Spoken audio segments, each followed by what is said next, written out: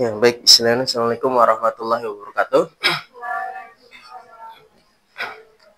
Sebelumnya saya ucapkan terima kasih kepada kelompok yang sudah mempresentasikan tentang pusat laba. Ya, laba sendiri itu adalah selisih antara pendapatan dan biaya ya, simpelnya ya.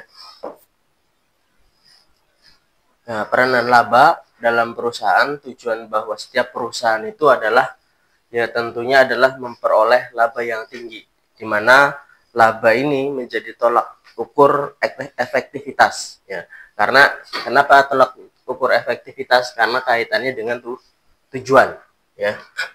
Laba adalah selisih pendapatan output ya dengan biayanya inputnya. Laba juga untuk mengukur seberapa efisien ya, karena kaitannya dengan biaya ya. Jadi secara pengukuran kinerja ya, pusat laba itu bisa diukur secara efektivitas dan efisien ya. Karena apa? Efektivitas kaitannya dengan tujuan perusahaan, pasti kaitannya adalah menghasilkan profit ya. Kaitannya adalah kemampuan perusahaan menghasilkan profitabilitas. Ya, kemudian juga untuk mengukur laba kaitannya juga harus dengan biaya atau beban ya. Nah, sehingga beban ini, biaya ini ya kan yang dikelola oleh perusahaan ya, diproses oleh perusahaan, seberapa efisien sebuah perusahaan mampu mengelola biaya mereka. Ya, adalah suatu pusat pertanggungjawaban yang bertugas menciptakan laba, berwenang mengatur pendapatan sekaligus dengan labanya, kemudian prestasinya diukur berdasarkan laba yang diperoleh. Nah, jadi pusat laba berbeda dengan pusat pendapatan dan pusat beban. Ya, kalau pusat laba itu dia menggabungkan ya antara fungsi dari pusat pendapatan dan pusat beban ke dalam satu tanggung jawab ya, kepada satu tanggung jawab ya. Sehingga antara output dan inputnya bisa sama-sama diukur berdasarkan nilai moneter ya.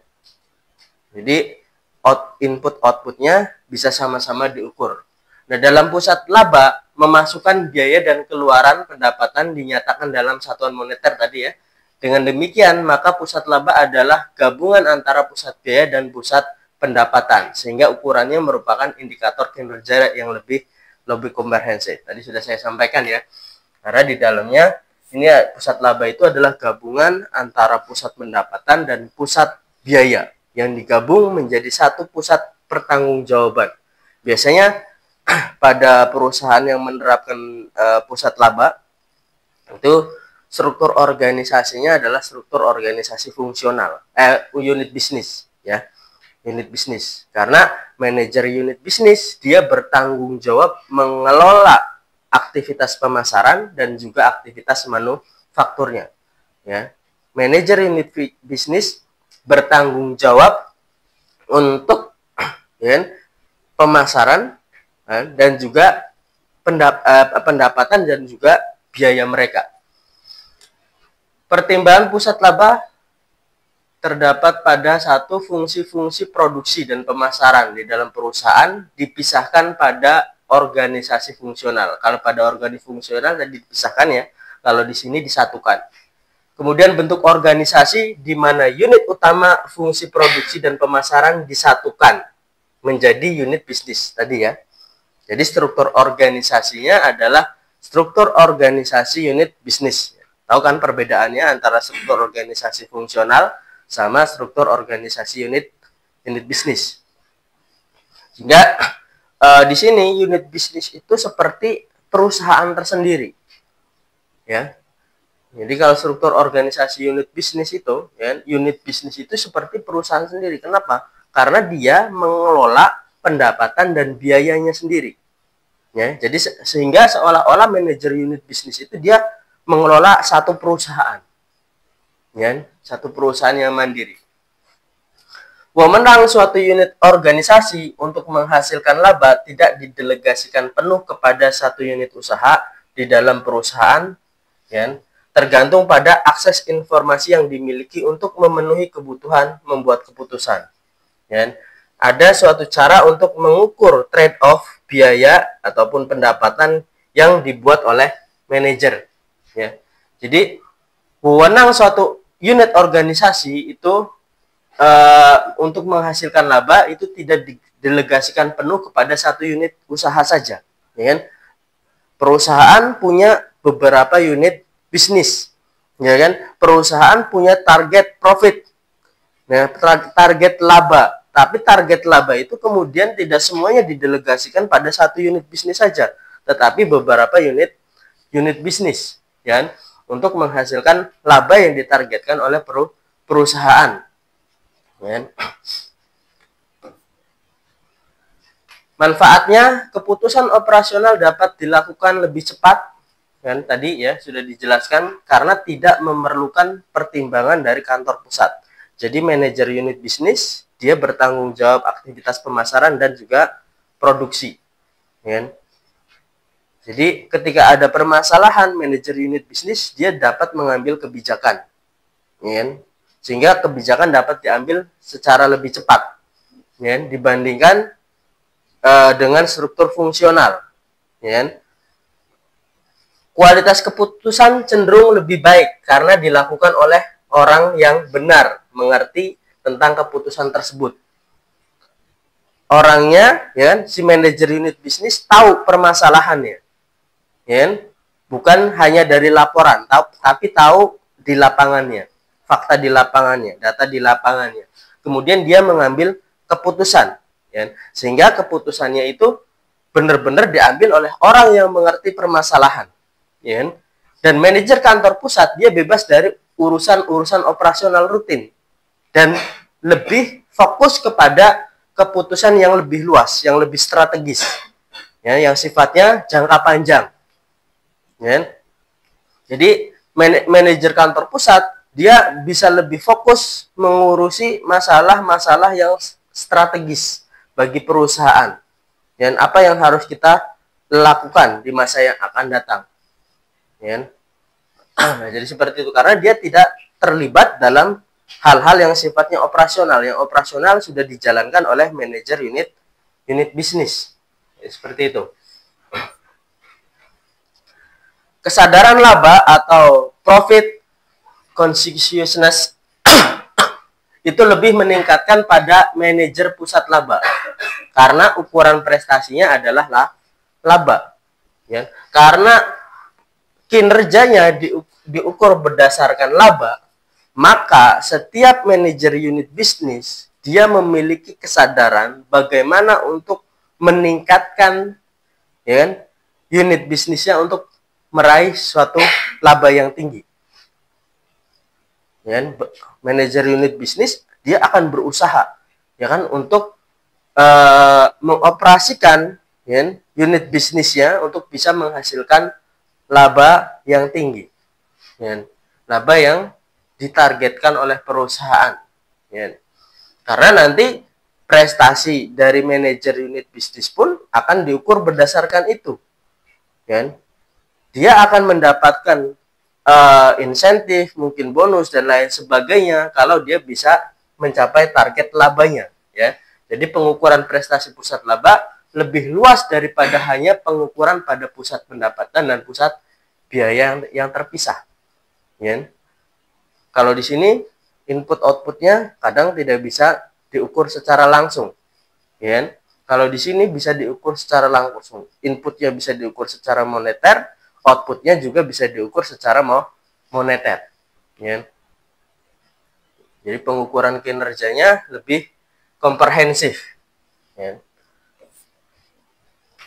Manajer pusat laba lebih bebas berkreasi, ya, karena dia punya wewenang untuk mengambil keputusan, ya. Kemudian dapat difungsikan sebagai pusat atau sarana pelatihan yang handal karena pusat laba itu hampir sama dengan satu perusahaan yang independen, ya. Jadi seolah-olah ya tadi manajer unit bisnis itu dia yang menjalankan satu perusahaan tersendiri, ya.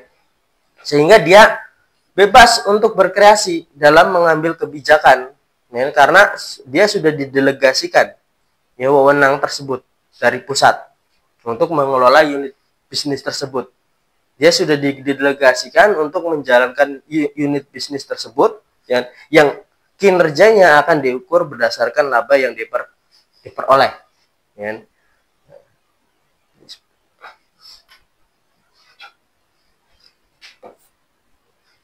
Kemudian memudahkan kantor pusat untuk memperoleh informasi profitabilitas dari komponen produk-produk perusahaan. Ya. Jadi karena sudah per unit bisnis, ya kan? Oh, misalkan ini bagian apa? Bagian produksi, ya kan? Itu akan tahu, ya kan?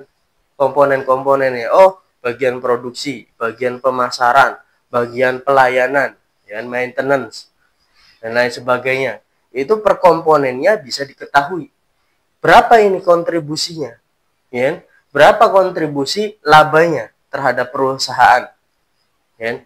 Kemudian untuk meningkatkan kinerja bersaing karena outputnya siap pakai, jelas dan sangat responsif terhadap tekanan,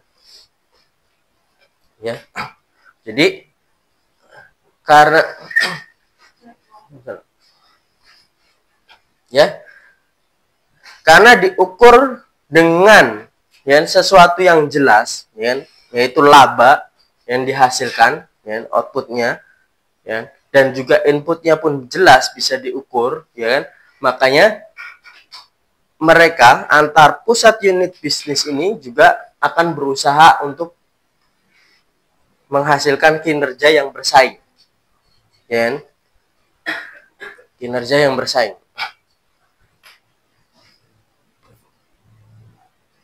Kelemahannya tadi juga sudah dijelaskan, ya, manajer kantor pusat itu kehilangan kendali mengenai keputusan yang telah didelegasikan kepada unit bisnis, ya. Dia tidak bisa mengambil keputusan terkait aktivitas pemasaran dan produksi yang sudah didelegasikan kepada manajer unit bisnisnya, ya. Meskipun secara dengan seperti itu dia akan lebih berpikir tentang tentang keputusan atau kebijakan yang sifatnya lebih strategis, ya kan? Nah, sedangkan yang operasional sudah diserahkan kepada manajer unit bisnis, ya kan? Manajer pusat hanya menerima laporan, ya kan? Hanya menerima laporan dari manajer unit bisnis. Manajer pusat laba cenderung hanya memperhatikan laba jangka pendek, ya. Karena apa? Manajer unit bisnis kan diukurnya menggunakan laba, ya kan? Perusahaan menetapkan target laba, ya. Nah, kadang si manajer unit bisnisnya ini, ya kan?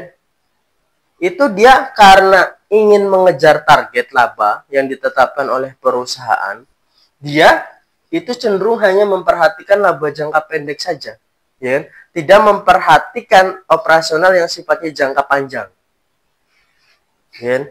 Misalkan ya, ini ada mesin, ya. Mesinnya itu sudah dibilang kurang layak lah dan harus ada pembaruan, ya. Nah, kalau misalkan dia investasi, istilahnya membeli mesin produksi itu, ya kan, secara otomatis nanti akan banyak biaya yang timbul untuk pengadaan tersebut, ya kan? Akan timbul biaya-biaya, secara otomatis akan mengurangi labanya, ya kan? Sehingga manajer unit bisnis itu dia hanya memperhatikan ini laba jangka pendek saja, bagaimana dia bisa menghasilkan laba yang tinggi, bisa mencapai target perusahaan, ya. Untuk yang sifatnya jangka panjang itu kurang diperhatikan, ya, kurang diperhatikan, sehingga nanti menimbulkan masalah. Kenapa dia lebih memperhatikan jangka pendek? Ya karena itu kinerja dia diukur berdasarkan itu, dan dia ingin mencapai itu. Karena apa? Ya tadi ada motivasi, mungkin mendapatkan insentif, mendapatkan bonus dan lain sebagainya, ya kan? Nah, dia terdorong untuk mendapatkan tadi ya, insentif-insentif, bonus dan lain sebagainya ketika dia mampu mencapai target labanya, ya. Kemudian organisasi yang pada awalnya bekerja sama antara fungsi satu dengan fungsi lainnya menjadi saling bersaing, ya. Antar unit bisnis, ya, meskipun dalam satu naungan perusahaan, ya, karena sudah dipisahkan, ya, menjadi pusat laba yang tadinya bekerja sama ini sekarang menjadi bersaing satu dengan yang lainnya, sehingga rawan terjadi konflik, ya, rawan terjadi konflik antara pusat laba yang satu dengan pusat laba yang lainnya, ya.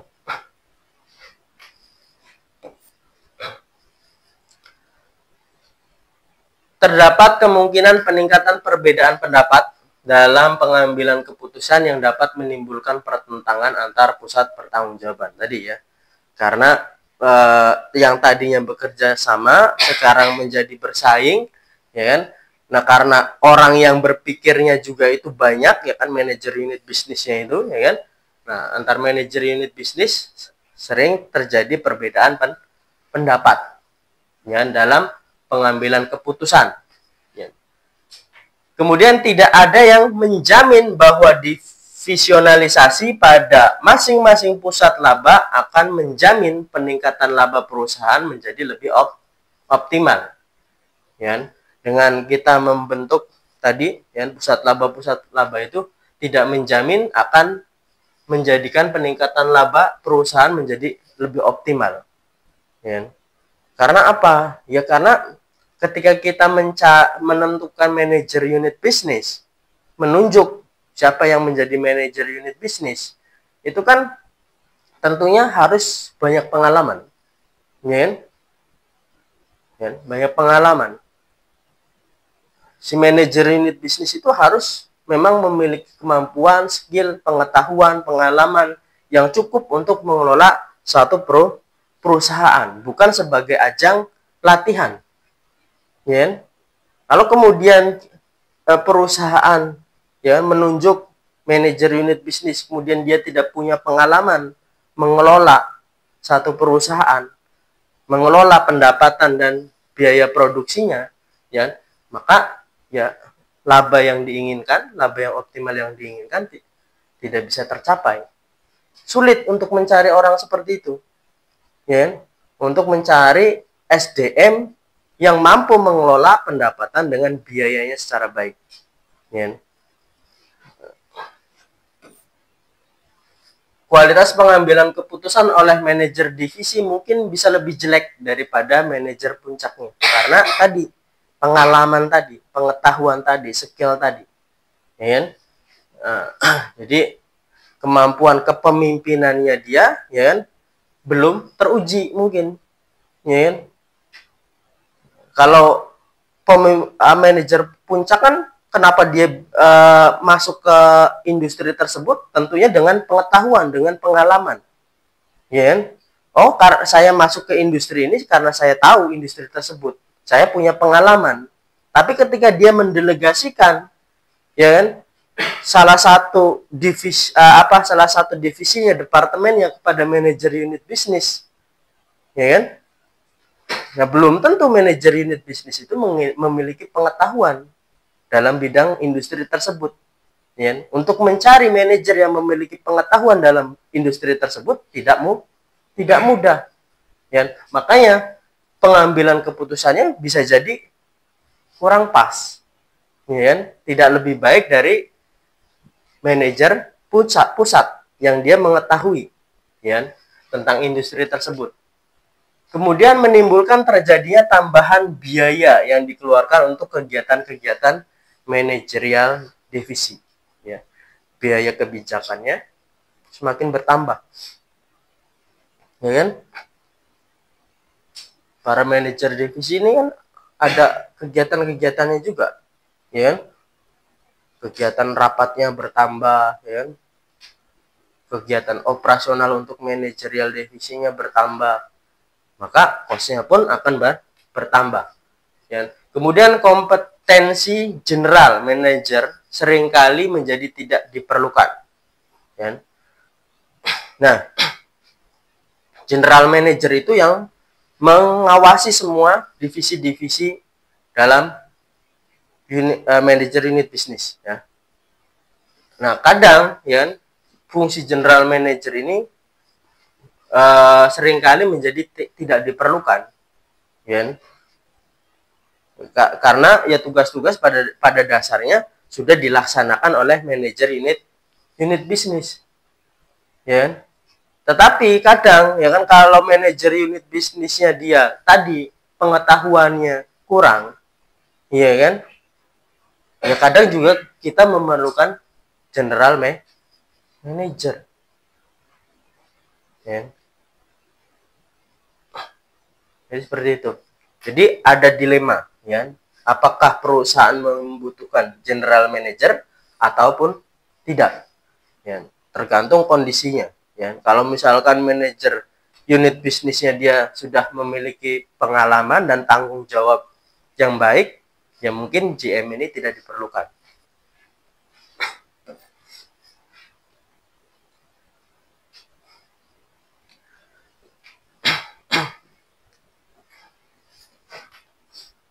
Bentuk-bentuk pusat laba.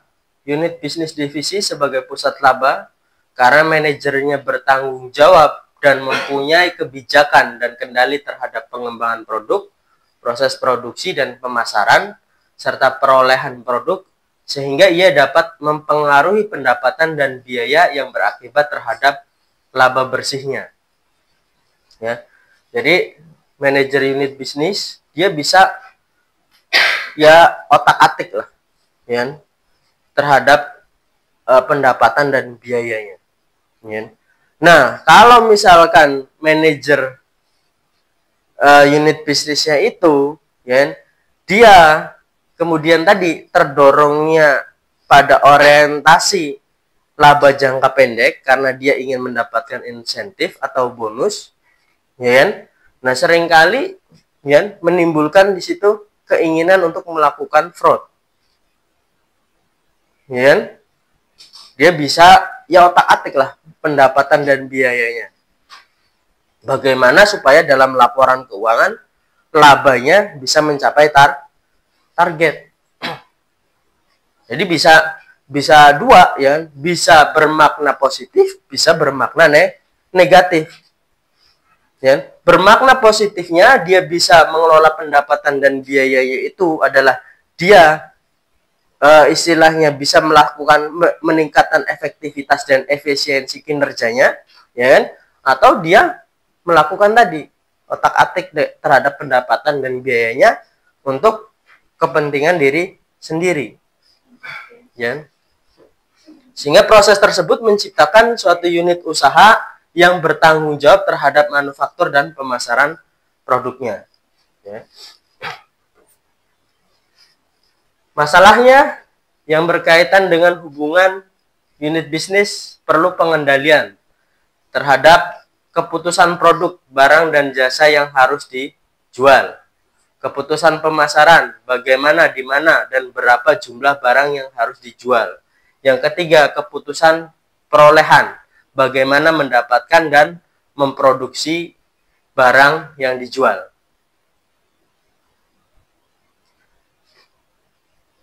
Ya, jadi ketika suatu organisasi menetapkan struktur organisasinya menjadi struktur organisasi unit bisnis yang diukur berdasarkan laba, ya.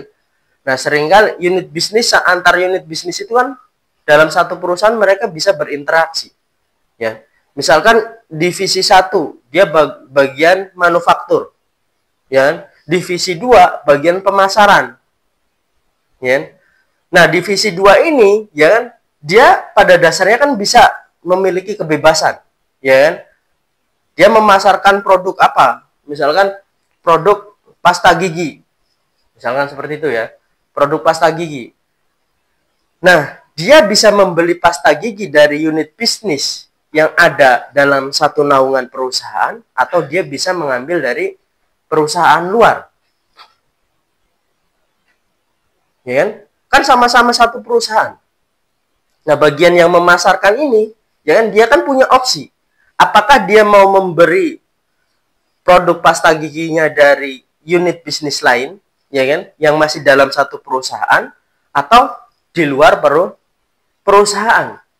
Mana yang lebih kompetitif menurut dia, yang lebih menguntungkan, yang lebih bisa meningkatkan laba bagi unit bisnisnya, ya kan?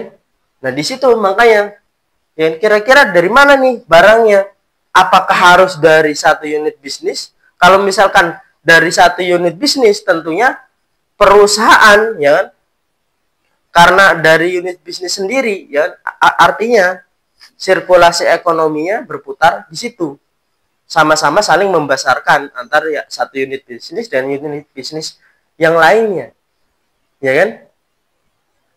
Tetapi bagi unit bisnisnya yang bagian pemasarannya, kalau saya beli di satu unit bisnis misalkan, ya, di unit bisnis yang lainnya di bagian yang manufaktur, itu katakanlah harganya lebih mahal,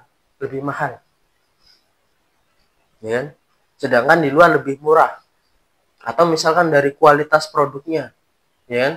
Dari minat pelanggannya terhadap produk, ya kan? Sepertinya yang di luar itu lebih banyak diminati, ya kan? Nah, itu kan dilematis, ya kan? Di sisi lain si manajer ini dia, ya kan, memiliki misi untuk laba pusat bisnisnya, ya kan? Tapi di sisi lain kalau dia tidak membesarkan unit bisnis yang dalam satu perusahaan, itu juga menjadi dilema, ya kan? Jadi masalah. Nah, sehingga ini sering terjadi, ya kan?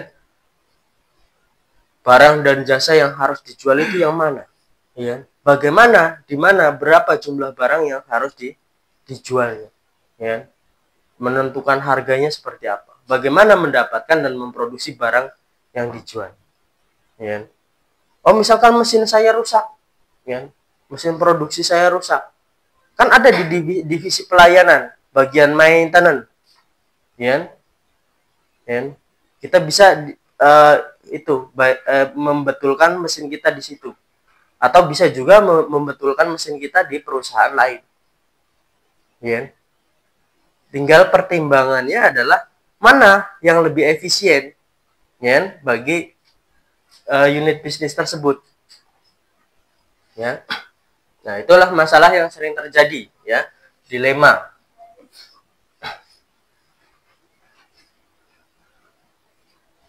Yang menyangkut hubungan dengan manajer korporat. Batasan yang timbul dari pertimbangan-pertimbangan strategis, misalnya keputusan finansial masih di korporat, timbul masalah investasi baru, ya. Perusahaan misalkan membutuhkan tadi, ya, mesin produksi, tetapi kebijakan investasi ada di korporat, ya. Nah, ini menjadi masalah, ya. Batasan yang timbul karena adanya keseragaman yang diperlukan, harus menyesuaikan dengan sistem pengendalian dan akuntansi korporat perusahaan. Kalau baru diakuisisi, perlu biaya penyeragaman pada kebijakan personalia atau etika. Kalau misalkan suatu perusahaan kemudian mengakuisisi, ya, perusahaan lain, ya, mengakuisisi, ya. Nah, perusahaan yang diakuisisinya ini perlu penyeragaman untuk sistemnya, ya, sistem pengendalian dan sistem akuntansinya, ya.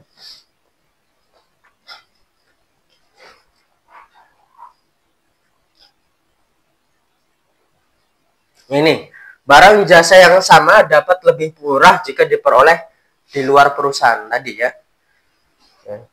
Saya pengen jual pasta gigi, tapi pasta gigi yang dari luar itu dia harganya lebih murah, lebih berkualitas,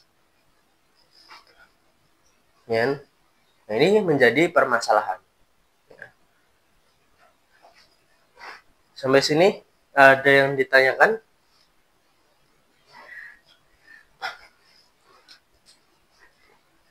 Nanti untuk pengukuran kinerjanya tadi sudah dijelaskan ya.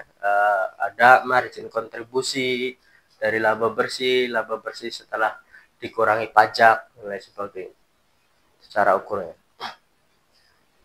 Jadi dari sini kita bisa belajar ya. Kemana nih kalau misalkan saya pengen punya usaha, struktur bisnis mana yang tepat?